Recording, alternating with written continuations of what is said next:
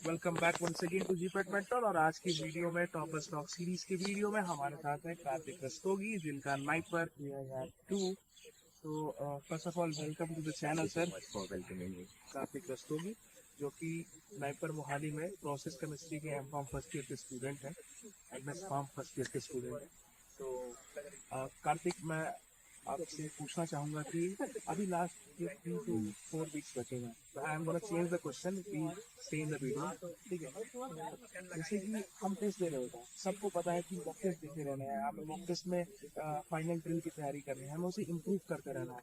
तो क्या फ्रीक्वेंसी होनी चाहिए इस समय पहले के मुकाबले जो आप टेस्ट दे रहे थे, और अब जो टेस्ट देने की फ्रीक्वेंसी है, क्योंकि लास्ट के 3 to 4 मंथ में, और रिवीजन जो है या फिर टेस्ट का एनालिसिस है, वो हम स्पेसिफिकली कैसे करें? तो आप टेस्ट पे हमारे जूनियर्स को बताएं। तो सबसे पहले इस टाइम पे अगर टेस्ट देने की बात है कि कितने टेस्ट देने चाहिए एक दिन में, क्योंकि अब ज़्यादा टाइम बच नहीं है, गेस जून फर्स्ट वीक में एग्ज़ाम है।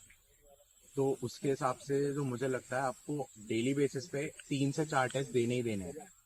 3 से 4 टेस्ट लगाओ और 3 घंटे में उसको ख़त्म करने की इस टाइम पे आपको ड्रिल ऐसा लगाना है। 3 घंटे का टाइमर लगाओ, मम्मी पापा को बोल दो कमरे में नहीं आना, आपने कहीं नहीं जाना, वॉशरूम का कोई बहाना नहीं, पानी वानी कुछ नहीं, जो रखना है पानी वानी सब अपना सामने रखो और अपने एग्जाम पे ध्यान दो। फोन स्विच ऑफ करके रखो, सिर्फ एग्जाम करो। एग्जाम को 3 घंटे में करो। और इस बारी मैंने सुना है कि शायद सेक्शन का भी टाइमिंग है, हाँ, तो सेक्शन के टाइमिंग के हिसाब से आप ये देखो कि पर सेक्शन आपको कितना टाइम मिल रहा है एग्जाम के हिसाब से, तो उतने ही टाइम में आपको वो वाला सेक्शन कवर करना है।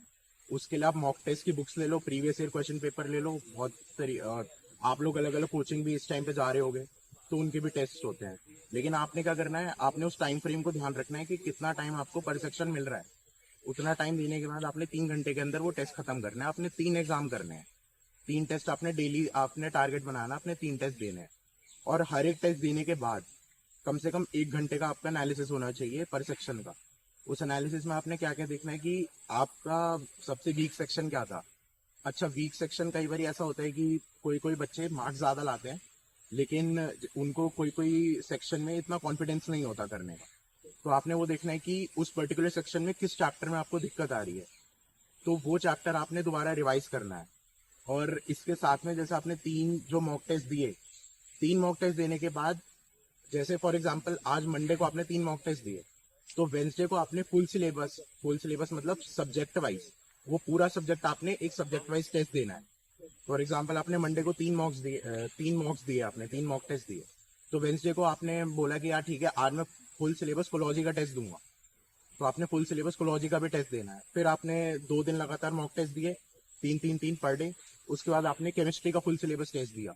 उससे क्या होगा ना कि आपका सब्जेक्ट वाइज भी आपको क्लैरिटी मिलती रहेगी, सब्जेक्ट वाइज आपको पता चलेगा। क्योंकि एक तो सब्जेक्ट वाइज में आपको नंबर ऑफ क्वेश्चन अटेम्प्ट करने को ज्यादा मिलेंगे, तो आपका स्कोप बढ़ेगा ज्यादा क्वेश्चन सॉल्व करने का, आप ज्यादा क्वेश्चन सॉल्व कर पाओगे और आपका एनालिसिस बेटर हो पाएगा कि अच्छा ठीक है, केमिस्ट्री मेरा स्ट्रांग है या केमिस्ट्री मेरा वीक है, तो उस बेसिस पे, या कोई और सब्जेक्ट मेरा वीक है तो मेरे को और क्या पढ़ना है यार। ठीक है, सूटेक्स तो मेरा टैबलेट अच्छा है, लेकिन मेरे को कैप्सूल में दिक्कत आ रही है, आपको इस टेस्ट से ये पता चला, तो आप कैप्सूल पढ़ने का रिवाइज कर सकते हो। तो इस टाइम पे अपना टाइम बचाओ। टाइम बचाने का सबसे अच्छा तरीका है इस टाइम में नंबर ऑफ टेस्ट अपना बढ़ाना। 3 मॉक टेस्ट डेली, और हर 2 दिन बाद आपको एक सब्जेक्ट पर फुल एग्जाम देना है। एक क्वेश्चन है आपसे कि आपने अभी तो स्टूडेंट्स को बताया मॉक टेस्ट के बारे में, कैसे करना है, सेक्शंस में भी डिवाइडेड है, वो भी आपने सेक्शन वाला पार्ट भी कवर किया कि टाइमर लगा के उसको सेट कर लो।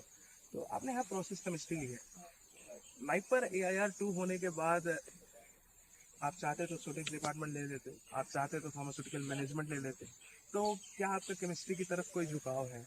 और जो प्रोसेस केमिस्ट्री है वो कैसे डिफर करती है बाकी केमिस्ट्री सब्जेक्ट के मुकाबले जो कि नाइपर में पढ़ाई जाती है? तो प्लीज कुछ explain ओके, सो देखो, केमिस्ट्री लेने का मेरा सिंपल एक ही रीज़न था।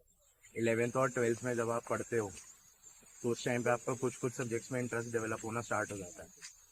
तो उस टाइम पे जो इंटरेस्ट डेवलप हो गया था, वो मेरा केमिस्ट्री में स्टार्ट हो चुका था। मेरा बेस, मेरे को 10th से ही केमिस्ट्री पसंद थी। जब स्टार्ट हुई थी, एक चैप्टर आया था कार्बन एंड इट्स कंपाउंड, तो वो स्टार्ट था हमारा ऑर्गेनिक केमिस्ट्री का, वहाँ से इनिशिएशन हुआ था। तो उसके बाद से मेरे को केमिस्ट्री में इंटरेस्ट बनना स्टार्ट हो गया था। उसके बाद 11th क्लास हो गई, 12th क्लास हो गई, वहाँ से मैंने अपना बेस स्ट्रॉन्ग किया केमिस्ट्री का, क्योंकि मैं क्वेश्चंस करता था। नीट जेई के टाइम पे भी मैं सबसे ज़्यादा फोकस मेरा केमिस्ट्री के सेक्शन पे ही रहता था।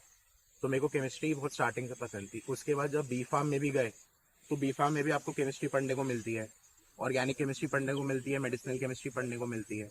तो वहाँ पे भी मेरे को केमिस्ट्री पढ़ने में बहुत मज़ा आता था। तो मेरा एक वो डीप कनेक्शन बन गया था केमिस्ट्री के साथ। तो जो मेरा जो वो था मोटिव था, वो मेरे को पता था कि मेरे को केमिस्ट्री ही लेना है, वो मेरा ऑलरेडी डिसाइडेड। मैं कभी भी इस चीज़ में कंफ्यूज नहीं था कि मेरे को सूटेक्स लेना है या एमबीए लेना है या कोई और कोलॉजी लेना है या कुछ लेना है। मेरा स्टार्टिंग से फिक्स था कि मेरे को केमिस्ट्री ही लेना है। अब बात आई कि अच्छा केमिस्ट्री में भी यहाँ बहुत डिपार्टमेंट्स हैं। मेडिसिनल केमिस्ट्री डिपार्टमेंट है, प्रोसेस केमिस्ट्री डिपार्टमेंट है, नेचुरल प्रोडक्ट केमिस्ट्री है, तो इन्फॉर्मेटिक्स में भी केमिस्ट्री आ जाता है आजकल। तो इसमें से कैसे चूज करना है? तो एज आई सेड कि अच्छा मेडिकेम में आपको क्या होता है ना, आपको ड्रग डिस्कवरी करनी होती है। फर्क क्या है उन डिपार्टमेंट्स में आपको ये बताता हूँ। मेडिसिनल केमिस्ट्री में आपको ड्रग डिस्कवरी करनी होती है, उसमें आप थोड़ा बहुत प्रोटीन के बारे में पढ़ते हो, रिसेप्टर के बारे में पढ़ते हो, ड्रग के मॉलिक्यूल के बारे में पढ़ते हो, स्ट्रक्चर एक्टिविटी रिलेशनशिप के बारे में पढ़ते हो। नेचुरल प्रोडक्ट केमिस्ट्री में आप जो आपके नेचुरल प्लांट्स वगैरह में जो आपको केमिकल्स जो मेडिसिनली एक्टिव मॉलिक्यूल्स होते हैं उनकी केमिस्ट्री पढ़ने को मिलती है।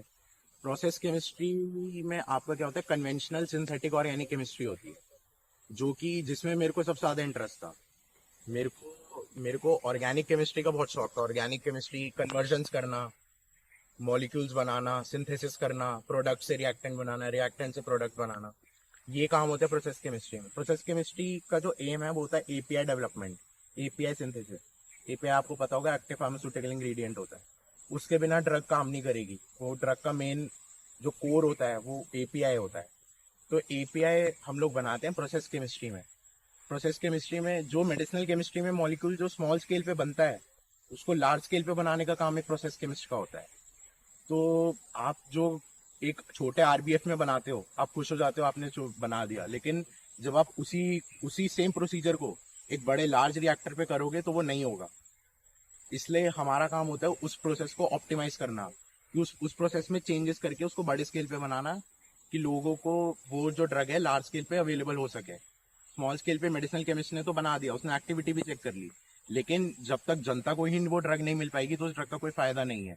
तो जनता तक पहुंचाने का जो काम है वो एक प्रोसेस केमिस्ट का काम है, उसको लार्ज स्केल पे बनाना और जनता तक पहुंचाना।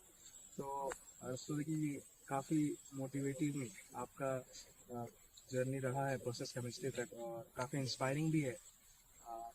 एट द लास्ट एक फाइनल क्वेश्चन आपसे कि नाइपर मोहाली में जितना सुना था या जितना ऐसे अभी तक इसकी जो हाइप है जो कि रियल है, एब्सोल्युटली रियल है, अभी मैंने भी देखा है, तो क्या आप इसको जस्टिफाई करना चाहेंगे कि अभी तक जो आपका 1 साल का अभी तक का यहाँ पे टाइम रहा है, तो how good is NIPER Mohali? NIPER के लाइफ की बात की जाए, नाइपर के कल्चर की बात की जाए, तो मैं बोलूँगा कि यार मतलब हाइप थी, और यहाँ के फील करी, और हाइप यार रियल थी। मज़ा आया यहाँ पे आके। स्टार्टिंग में तो देखो कई बार ऐसा होता है कि आप में से काफ़ी लोग डे स्कॉलर्स हो गए अभी बी फार्म में, आप लोग अपनी फैमिली से अलग नहीं रहे होगे, लेकिन यहाँ के आपको 1-2 दिन तो लगेगा, फैमिली की थोड़ी याद आएगी। बट फिर यहाँ का कल्चर ऐसा है, यहाँ पे लोग मतलब दोस्त बहुत अच्छे बन जाते हैं, अलग अलग जगह के लोग मिलते हैं आपको, अलग अलग मतलब उनका कल्चर अलग होता है, उनकी बातें करने का तरीका अलग होता है, तो आपको उनसे भी सीखने को भी बहुत मिलता है, आपकी दोस्तियाँ भी बनती हैं, आपके कनेक्ट्स बनते हैं।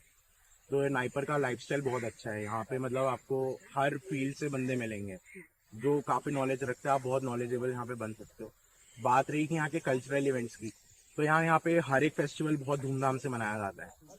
किसी का भी फेस्टिवल हो, कोई भी कम्युनिटी का कोई फेस्टिवल हो, चाहे मराठियों का कोई फेस्टिवल हो, चाहे अपने बंगालियों का कोई फेस्टिवल हो, चाहे अपने यूपी एमपी वालों का कोई फेस्टिवल हो, दिल्ली वाले तो हर जगह अपने मर्ज हो ही जाते हैं, हम अपने दिल्ली वाले हम हर जगह घुल मिल जाते हैं।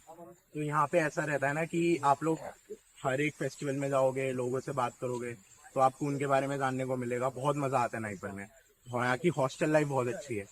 अभी हॉस्टल का ऐसा सीन है कि बॉयज़ को सिंगल सिंगल रूम मिले हुए हैं, तो हम लोग तो मोस्टली एक दूसरे के रूम में बैठे रहते हैं, क्लासेस खत्म हुई तो रूम में चले गए, वहाँ पे मज़े कर रहे हैं, कोई पढ़ रहा है तो पढ़ रहे हैं उसके साथ में, नहीं पढ़ रहे तो घूम रहे हैं, साइड में यहाँ फेस 10 में मार्केट है, खाने पीने जा रहे हैं, रात को बाहर घूम रहे हैं, रात को 2-2:30 बजे घूम रहे हैं। तो बहुत मजा आता है नाइपर में।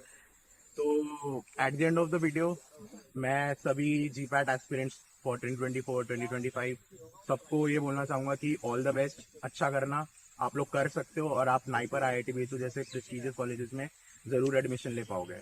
और मैं बोलूंगा आपको please like share and subscribe GPAT mentors.